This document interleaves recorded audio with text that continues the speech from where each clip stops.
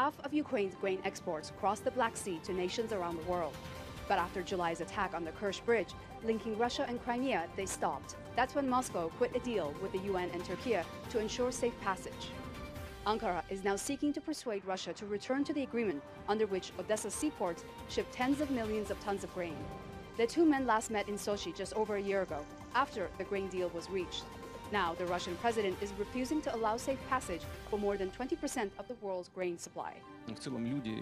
President Putin says the agreement enriched Western businesses and promises made to exempt Russia exports from sanctions have been broken.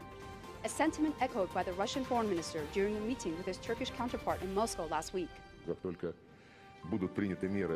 As soon as measures are taken to solve all those issues that have remained unfulfilled, despite the promise of the UN Secretary General, whose efforts are appreciated, as soon as the talks turn into concrete decisions, we'll be ready to resume our part of the grain deal the same day.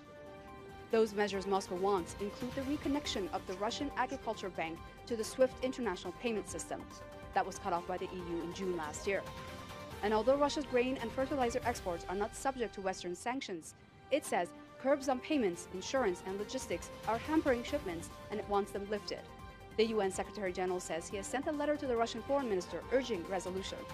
We believe that the Black Sea Initiative has given a very important contribution to make the food markets more adequate to our objectives of food security.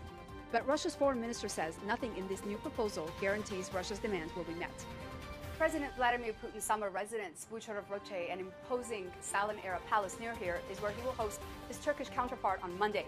A historic location for a grand event as the Turkish president seeks to restore order and convince the Russian president to agree to a new deal. His failure or success will have global consequences.